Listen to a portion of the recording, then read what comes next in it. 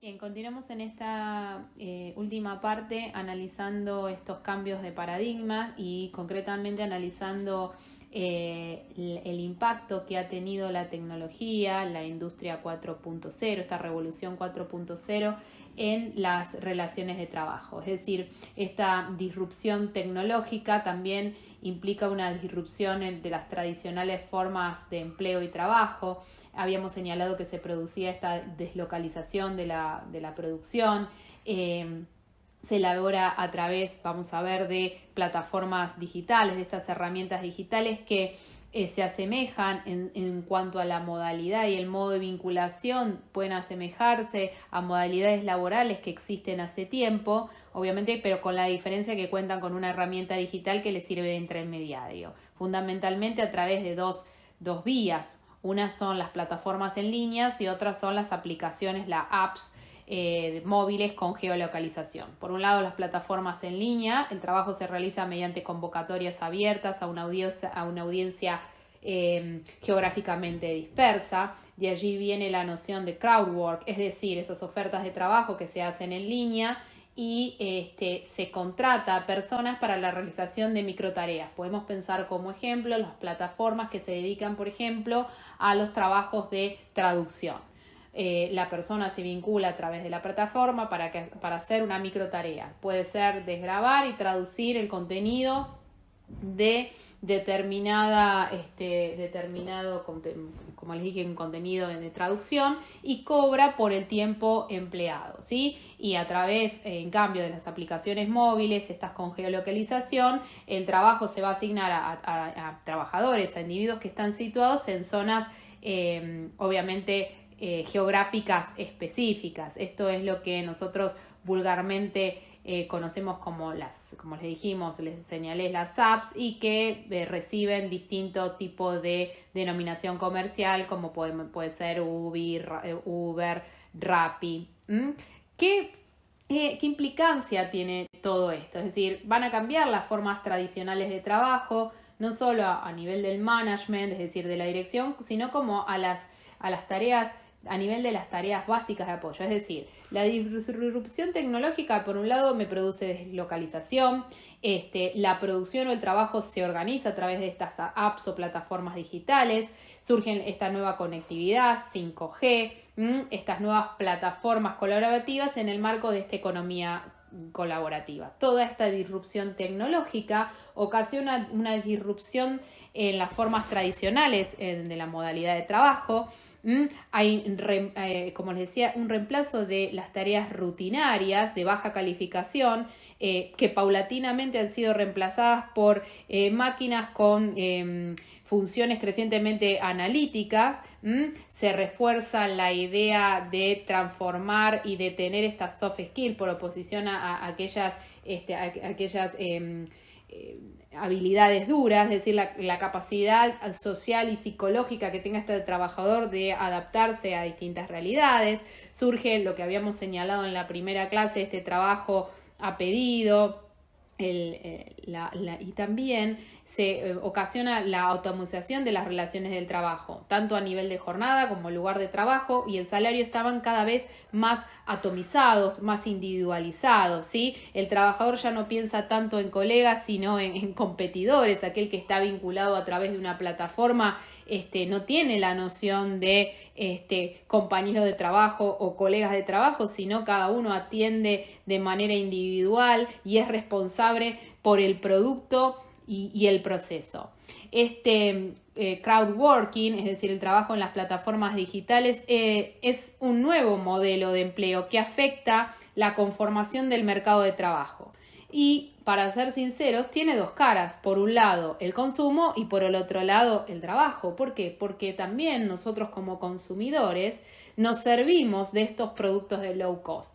Pedimos un Uber, utilizamos una aplicación para que nos traiga comida. Es decir, el desarrollo de estas plataformas online y los efectos que estas tienen sobre el mercado de trabajo va a depender, vamos a sincerarnos, también de nuestra conducta como consumidores. Es decir, no existen estos como hechos aislados. Es decir, como usuarios de las mismas somos parte también responsables de ello. Es una dimensión que a los efectos de analizar el mercado de trabajo y la independencia de las relaciones laborales también tenemos que ver, es decir, somos partes, somos productores de, si hablamos de la megadata y de esta economía colaborativa, somos también productores de datos, consumidores de servicios a través de estas plataformas, ¿sí? Ahora bien, estas plataformas son empresas, esta economía que se define como colaborativa, esta economía de esta gig economy, ¿sí? Por un lado, muchos autores sostienen que están obligadas a esconder que son empresas clásicas con trabajadores a cargo, es decir, sostienen esta vinculación a través de una plataforma digital, no interesa, pero que sí hay una relación de dependencia. En realidad, lo que ha cambiado y que se observa sociológicamente, hay un trabajo muy interesante de la Organización Internacional del Trabajo, estas plataformas no les gusta invertir en trabajo, sino en tecnología, es decir, no les gusta invertir en el capital humano que pueda llegar a tener una empresa, ¿sí? Y esto también tiene un efecto disruptivo en el modelo empresarial, es decir, ya no se invierte ni en personas ni en maquinaria, sino se invierte en tecnología. Entonces, la pregunta necesaria que todos debemos hacernos es ¿qué valor tiene el trabajo, propiamente dicho, ese hecho social para estas nuevas empresas? ¿Sí? Para nosotros, tradicionalmente, la empresa sigue siendo, ¿sí?, la organización de medios materiales e inmateriales, y un trabajador, es decir, el concepto de empresa, empresario y trabajador continúan siendo los mismos, porque incluso estas empresas se caracterizan por dejar de conceptualizar al trabajador como tal y llamarlos partner, cliente, proveedor. Y una vez más, este cambio de ropaje de vocabulario implica un cambio real en las modalidades de contratación, en esta relación de dependencia. Vamos a continuar sometiéndolo a las mismas reglas y a las mismas tipos legales que en definitiva están pensados para otro tipo de situaciones, porque por un lado vamos a ver la cuestión positiva. Esto fue analizado en Alemania, yo en el PowerPoint les dejo el link. Las empresas y trabajos online permiten, vamos a ver la cara positiva de todo esto, acceder al empleo a colectivos que de otra manera tendrían mayores dificultades de acceso a un trabajo clásico. Por ejemplo, aquellas personas que se encuentran, lo vimos en la pandemia también, ¿no? Personas que se encuentran o bien alejadas de los centros urbanos, ¿sí? O que tienen una cierta discapacidad, o que se encuentran al cuidado de otras personas que no tienen tanta movilidad. Y por otro lado, muchas veces las herramientas que se le exigen para conseguir este trabajo en realidad son sencillas: una buena conexión de internet y una tarjeta de crédito, ¿sí? La autonomía, por otro lado, algo positivo para señalar, o no, podrá discutirse, es la cierta autonomía en la organización del tiempo y el espacio. Y también una cuestión mental: las nuevas generaciones no son tan afectas a la dependencia como tal, al recibir órdenes, a la vinculación en un determinado espacio. Entonces se les brinda la posibilidad de conjugar el trabajo con la vida personal, es decir, una forma de trabajar mucho más libre, ¿sí? Esta concepción alemana del rush hour of life, ¿sí? En la hora de la punta de la vida vendría a ser, ¿sí? Es decir, esta capacidad ya no de someterse a una organización, sino de ser o de organizarse autónomamente. Pero obviamente muchos estudios revelan que esta forma de trabajar en realidad estén generando estos efectos positivos que muchas veces se ven o que se quieren hacer aparecer. Por otro lado, surgen nuevos colectivos de trabajo, nuevas conceptualizaciones, y se está dando una caracterización de una estructura bipolar en ese mercado de trabajo. Por un lado, tenemos los ingenieros del soft, es decir, aquellos que diseñan las aplicaciones, que son los mejores pagos, son aquellos que diseñan las aplicaciones, se encargan del software. Y por otro lado, tenemos los obreros del hard, es decir, los microworkers, el denominado cibertariado, aquellos trabajadores que no están tan bien remunerados como estos ingenieros encargados del funcionamiento y el diseño per se de estas aplicaciones. Es decir, cambia la configuración del mercado de trabajo, más allá de la lectura jurídica, que todavía no llegamos a ello. Nosotros estamos advirtiendo que hay una disrupción en esa estructura original. Es decir,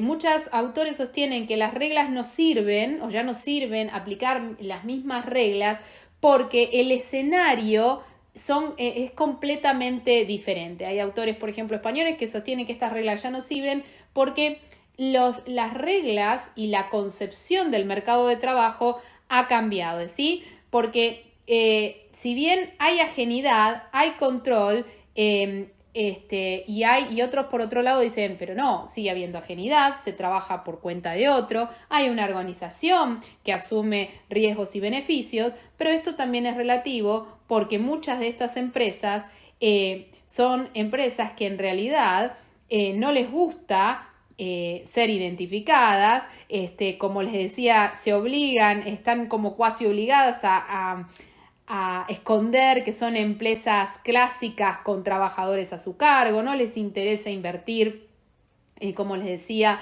en capital humano. Y hay otra cuestión que también tenemos que analizar desde el punto de vista de mercado de trabajo, sobre cualquier trabajo que se quiera hacer, por ejemplo, en una tesis, es si nosotros estamos preparados para esta digitalización.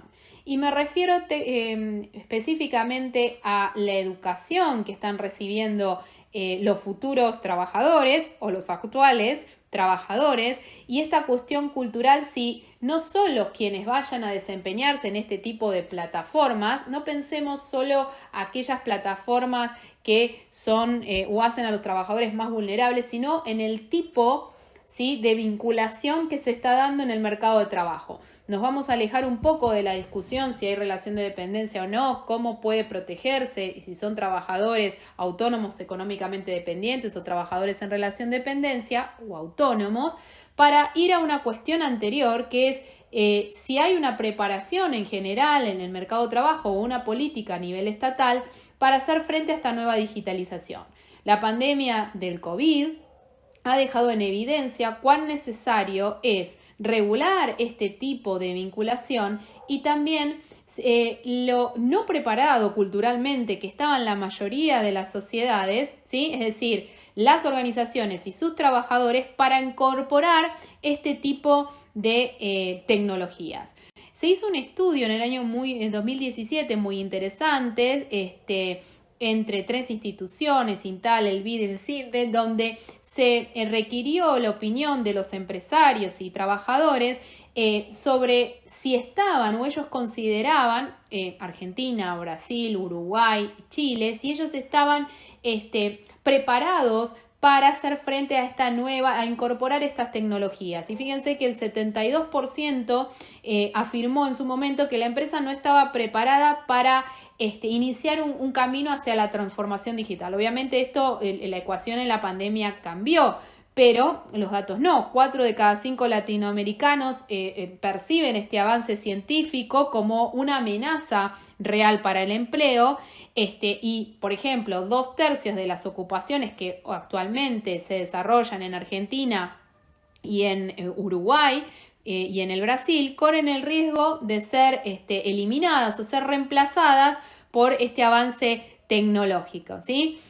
No obstante, ese miedo también es, si bien el 72% de los ejecutivos afirmaba que no estaba preparado para hacer frente a esta transformación digital, el 71% consideraba que la inteligencia artificial y la robótica iban a dejar una suerte de saldo negativo en la creación de nuevos puestos de trabajo, y no llegaba al 25%, el 24% veía la intervención de la tecnología como algo positivo.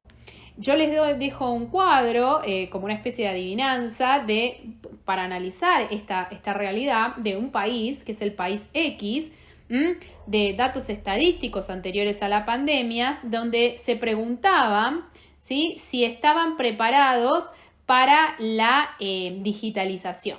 Entonces, de la población económicamente activa de este país, que ahora les voy a describir, que es un país europeo, el 38% no tenía la secundaria obligatoria.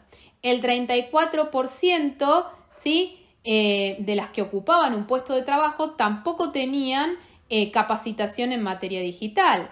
El 54% de las personas encuestadas no tenían, de los desempleados, no tenían educación en tecnología y no tenían también completada la secundaria. El 54% también no cubría esas competencias digitales básicas. En cuanto a la inversión en tecnología, ¿sí?, y ciencia, correspondía en ese país al 1,2% del PBI y en el empleo, concretamente la vinculación del empleo con esa tecnología, al 0,6%. Esta realidad de este país, que es europeo, obviamente es mucho, en términos comparativos, más positiva que, por ejemplo, a nivel latinoamericano. El país que les estaba describiendo es España. ¿Esto qué revela? Que incluso en países que son considerados o pueden ser considerados del llamado, denominado primer mundo, o uno de los países que mayor facilidad ha tenido o que podría tener mayor facilidad comparativa en términos obviamente relativos que un país latinoamericano, también tiene determinadas o ciertas cuentas pendientes con respecto a la adaptación a las necesidades que plantea hoy el nuevo mercado de trabajo. Entonces, ¿qué nos está planteando eso? Por un lado, una necesidad de incrementar personas con competencias digitales básicas, ¿sí?, especializados en tecnología. Debe haber un proceso de reconversión profesional. Ahora les voy a hacer un comentario respecto a esto. En el campo de las políticas públicas es necesario planificar y financiar una planificación estratégica y formación para el empleo, porque lo hemos visto provocado por el COVID, esto es lo que viene, ¿sí? La formación necesita ser frente a una profunda y real lo que se denomina la desprofesionalización digital, es decir, el taylorismo digital, ¿sí?, que causan y que están causando estas plataformas digitales, esta falta de identidad profesional, estas microtareas, y la articulación, ahí viene el papel que tiene que realizar el Estado, la articulación necesaria a nivel institucional como política de empleo que deben hacer los estados para hacer frente a esta nueva realidad. Las plataformas han llegado para lamentablemente, en cuanto al aspecto negativo, para quedarse, y lo que es necesario hacer será, obviamente, cambiar esa modalidad. ¿Por qué? ¿Por qué decimos que también ha tenido un efecto disruptivo?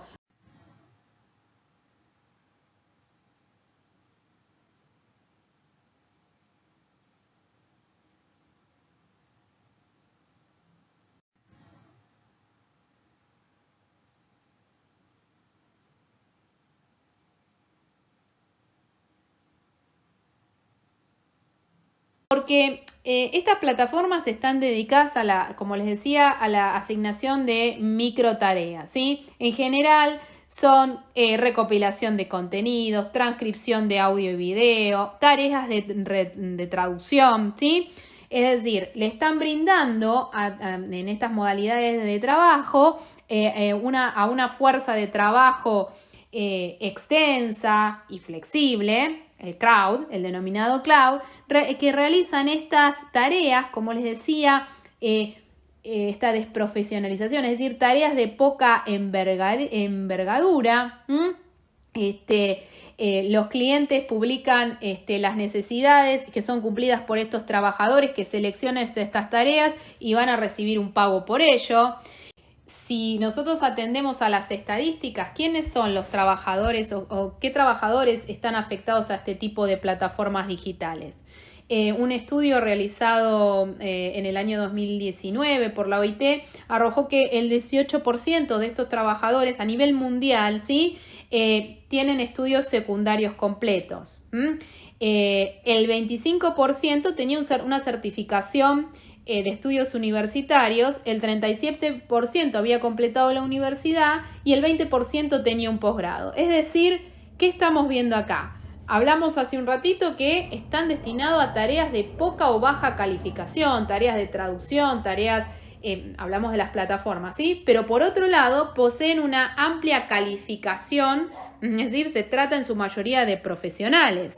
En los países desarrollados, este estudio revelaba que 1 de cada 3 trabajadores obviamente contaba con este tipo de calificación. 1 de cada 3 trabajadores era mujer y en los países en vías de desarrollo 1 de cada 5 era mujer. ¿Y quiénes trabajan?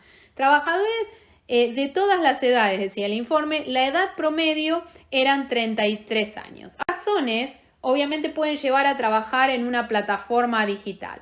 Los 2 motivos más recurrentes y esto habla de otro fenómeno a nivel mundial, que es el trabajo, pero soy pobre, es decir, lo vamos a desarrollar un poco más adelante, el fin del estado de bienestar, es decir, el salario ya no es suficiente para hacer frente a las necesidades básicas de todo trabajador. Entonces, los 2 motivos más recurrentes que tenían para trabajar en estas plataformas era complementar la remuneración que ya se percibía de otro trabajo, porque este es insuficiente, y el 22% trabajar desde la casa. Es decir, muchas de las mujeres, principalmente las mujeres, están afectadas a este tipo de tareas porque manifestaron que únicamente podían trabajar desde su domicilio debido a que tenían la obligación de cuidar a tercero.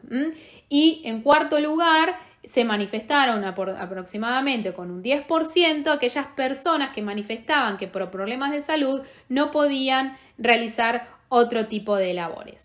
Les dejo una estadística a nivel mundial de lo que se cobraba en términos de paridad cambiaria, está expresado en dólares, distintas empresas como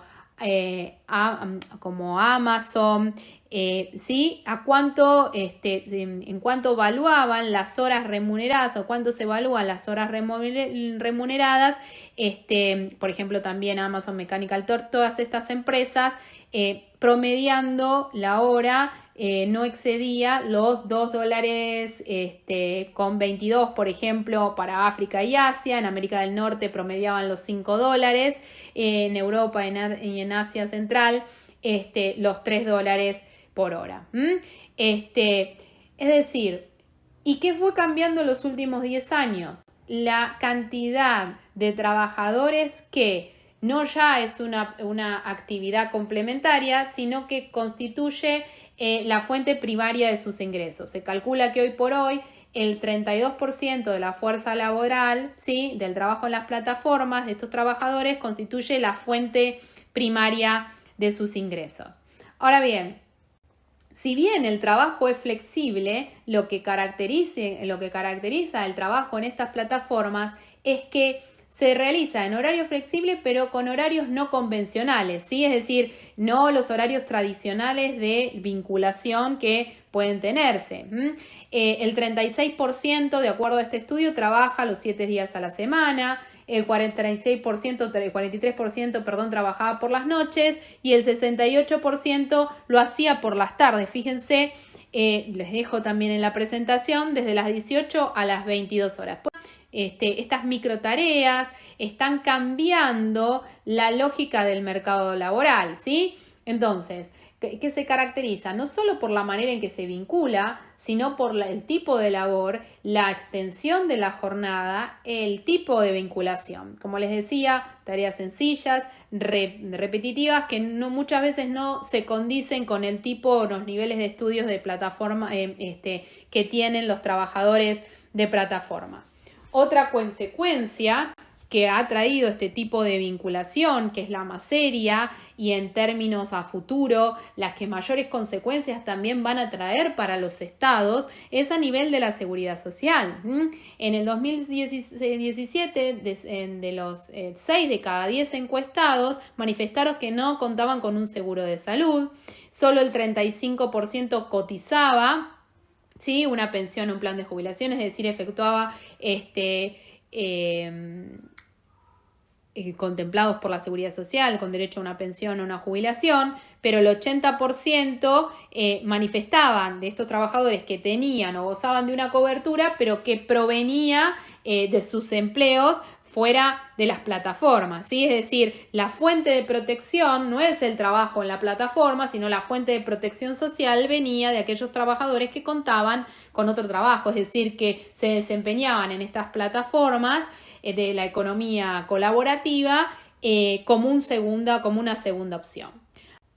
Esto es una descripción general de la disruptividad que conlleva la tecnología. El debate que se ha dado es si esta manera de vincularse es laboral y si es laboral, ¿es un laboral común o un laboral especial? ¿Sí? Si es un vínculo en relación de dependencia tradicional o es un especial como si fuera, que ya lo hemos visto en la clase anterior, un autónomo económicamente dependiente. La plataforma es solo un intermediario entre dos ajenos o impone condiciones en beneficio propio. Es decir, ¿qué dicen las plataformas? Nosotros somos meros intermediarios entre la oferta y eventualmente entre la demanda, ¿sí? Entre dos ajenos, entre el cliente que quiere contratar el servicio para que le traigan la comida a su casa y aquel que autónomamente, entre comillas lo estoy diciendo,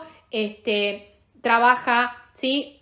O se conecta a esa aplicación para recibir ese trabajo y luego un determinado estipendio. O bien, esta plataforma que ofrece servicios de comercio, ofrece servicios de traducción o todo tipo de microtareas que hemos descrito, es solo una intermediaria.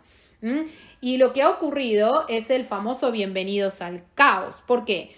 Porque actualmente en la mayoría de las legislaciones tenemos silencio. Entonces, el silencio del legislador, ¿no? El silencio del legislador hace recaer sobre los jueces laborales la calificación de estas relaciones de trabajo. Entonces, hay un comportamiento incluso aparentemente errático en algunos sistemas también y opiniones judiciales. Hemos tenido pronunciamientos, sobre todo a nivel europeo, a favor y en contra de la calificación que una u otra parte puede pretender de esta relación laboral. Es decir, por un lado se sostiene que hay una incapacidad de la concepción tradicional del contrato de trabajo y sus elementos caracterizantes, ¿sí? La dependencia, la higienidad, para aprender y calificar jurídicamente estas nuevas formas de empleo. Es decir, hay una inadecuación, si se quiere, del régimen laboral común para estas nuevas prestaciones.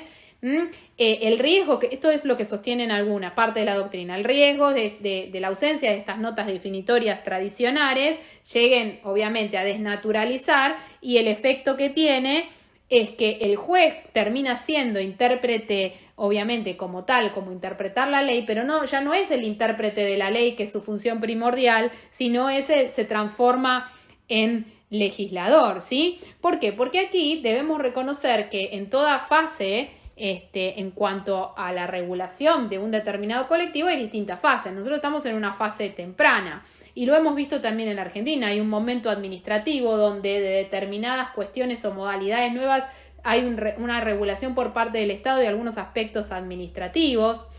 Muchas veces se trata de hacerlo a través de organizaciones sociales, es decir, a través de un marco negociado. Hay una otra etapa de una autorregulación sectorial, pero lo que está faltando aquí por parte de todos los estados o de la mayoría es una regulación específica que defina, en el caso, si se trata o si hay una especie, qué naturaleza jurídica tiene esa vinculación, si hay relación de dependencia, si no la hay. Esto está sujeto obviamente a debate. Y si hay una cierta dependencia, si se puede tratar de un autónomo económicamente dependiente. ¿Por qué lo resalto? Porque el debate en Europa no está en si se trata tanto de un trabajador autónomo o un trabajador asalariado.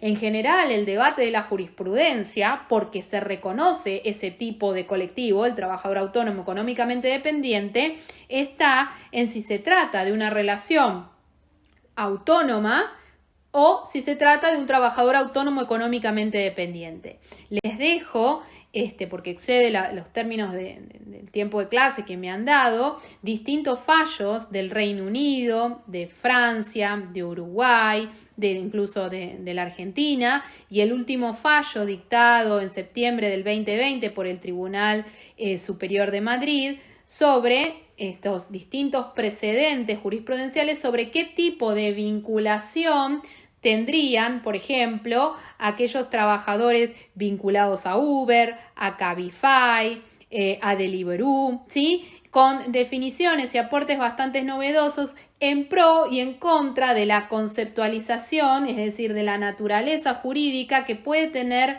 esta vinculación a través de las aplicaciones. Es decir, ustedes van a encontrar fallos del Reino Unido que entienden que no hay relación de dependencia, fallos que entienden que sí, se los dejo en estas presentaciones, transcriptos allí, el Tribunal de California, que en su momento decidió a favor, luego cambió, hay una regulación especial, ustedes estarán atentos, lo hemos visto también en la maestría, y las decisiones, por ejemplo, el año pasado, en junio del año pasado, en Uruguay, donde se consideró que los trabajadores de Uber, por ejemplo, eran trabajadores en relación de dependencia, algunas conceptualizaciones del Tribunal Supremo de Madrid respecto de los trabajadores de los riders de Globo en septiembre del año 2020, que consideró que había relación de dependencia, revocando fallos anteriores y distintos precedentes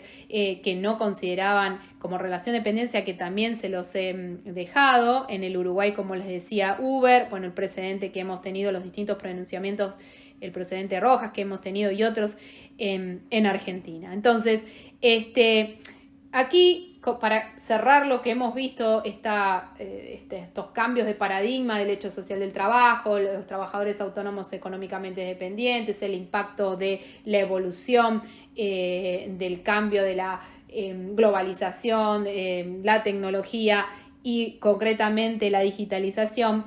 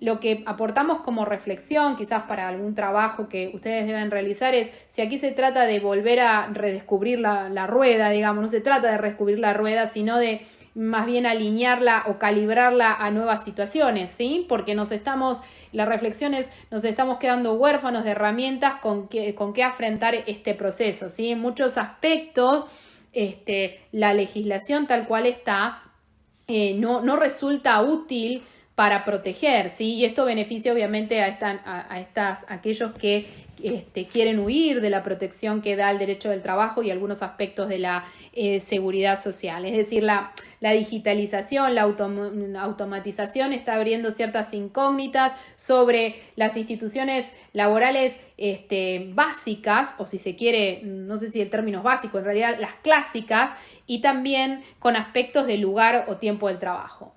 En el año 95 Rifkin señalaba que se venía el fin del trabajo. Esta concepción ha sido superada. El trabajo no va a terminar, no va a acabar. La lógica es distinta. En realidad, lo que no podemos negar, que lo que estamos viviendo y lo que venimos analizando es una nueva tendencia a una remercantilización de la relación de trabajo, ¿sí? Del hecho de trabajo, ¿sí? La remercantilización, como les dejo puesto ahí, no es una profecía, no es el determinismo tecnológico lo que va a marcar la evolución social y del hecho trabajo que estuvimos viendo, sino el Estado de Derecho. Lo que es necesario, precisamente, es que si bien las nuevas tecnologías han modificado las estructuras básicas del derecho del trabajo, es necesario ampliar el enfoque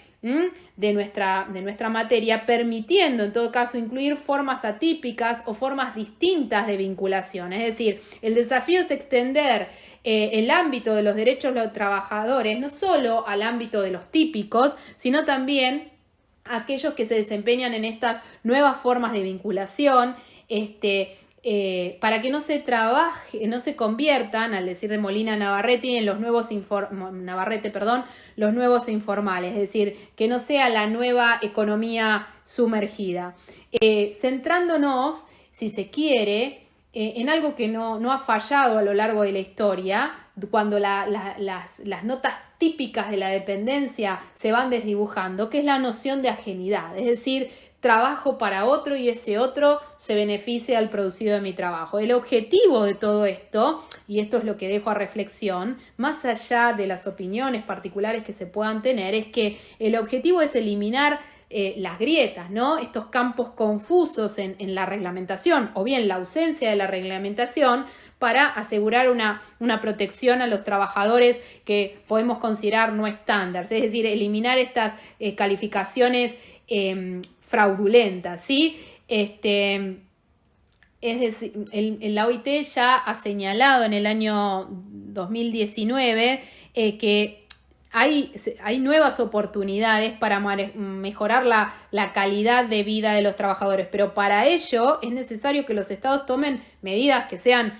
enérgicas, que las competencias de hoy se ajusten a los trabajos del mañana y que las nuevas competencias que pueden quedar desfasadas rápidamente, obviamente tienen que ser completadas. Es necesario, decía este documento tan interesante de trabajar para un futuro más prometedor, es revitalizar el contrato social, aumentar las inversiones en las instituciones del derecho del trabajo. Es decir, por eso no se trata del fin del derecho del trabajo, sino una reconceptualización del mismo. Incluso se hablaba de actualizar esta nueva actualizar el contenido, hablando de esta garantía laboral universal. Es decir,